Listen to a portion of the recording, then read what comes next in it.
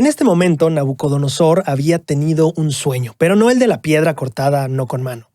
Este sueño era sobre un árbol, y su interpretación ya no era sobre la caída de muchos reinos, sino sobre la caída de él mismo.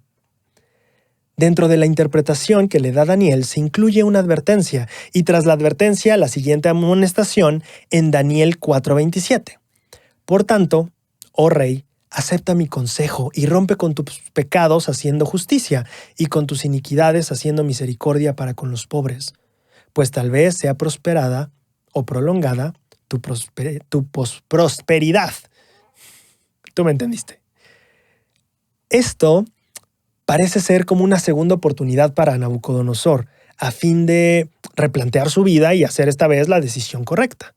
Si lo hacía, tal vez sería prolongada su prosperidad en lugar de apresurada su caída.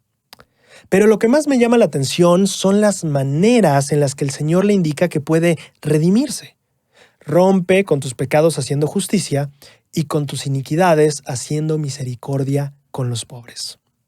La primera instrucción es muy evidente. Si haces justicia, claro que terminas con tus pecados. Es bastante lógico. Pero, ¿qué hay de la segunda instrucción? Eso ya no parece tan evidente. Rompe con tu iniquidad haciendo misericordia para con los pobres. ¿Cómo se supone que la misericordia rompe mi iniquidad? Eso ya no suena tan lógico de primera mano, ¿sí? Para esta pregunta encontré dos respuestas. La primera nos la da Pedro en 1 de Pedro 4:8, que dice: y sobre todo tened entre vosotros ferviente amor, porque el amor cubrirá multitud de pecados. Una interpretación bastante común de este pasaje es que al actuar en amor no son perdonados nuestros pecados.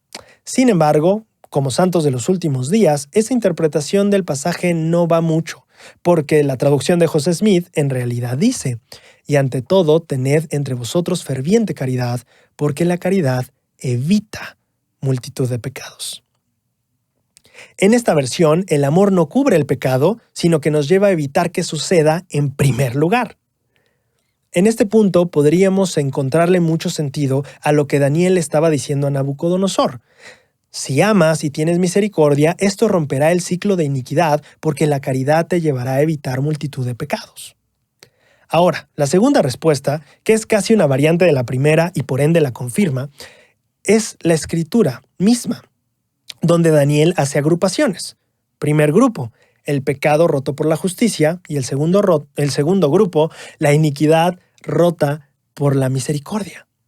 Si en el primer grupo ya vimos que el pecado y la justicia son opuestos, tendría sentido que los siguientes elementos del otro grupo también lo fueran. Haciendo un poco de lógica aquí, y no necesariamente que sea la lógica correcta, porque puede interpretarse de otra manera, pero también se puede interpretar de la manera que lo haré aquí. La oscuridad es opuesta a la luz, y sabemos que la ausencia de luz es oscuridad.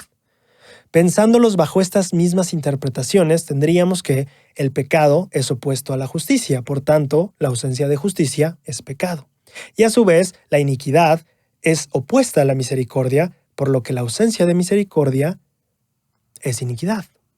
Ahora, repito, esta no es la única interpretación que podría atenerse a las agrupaciones, pero tampoco quiere decir que esté mal. Verlo de esta manera, de hecho, nos hace remontarnos a lo que aprendimos cuando estábamos aprendiendo de Noé en el diluvio, y que el único motivo que el Señor le dio fue la violencia en la tierra.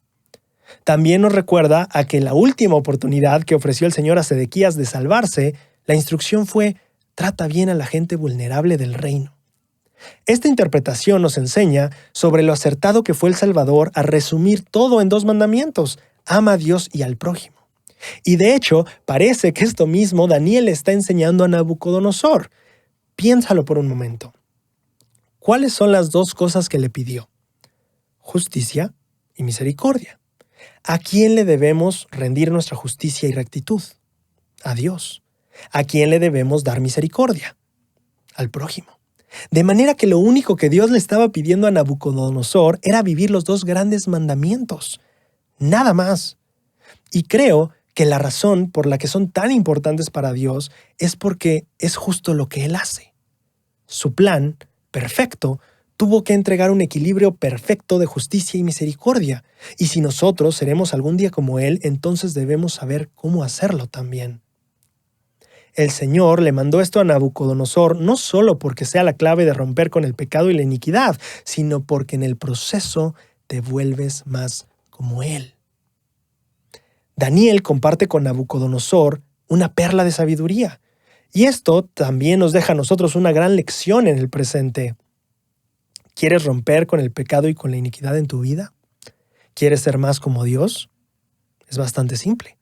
Comienza a amar a Dios y al prójimo, porque al amar a Dios desarrollarás justicia y al amar al prójimo, misericordia.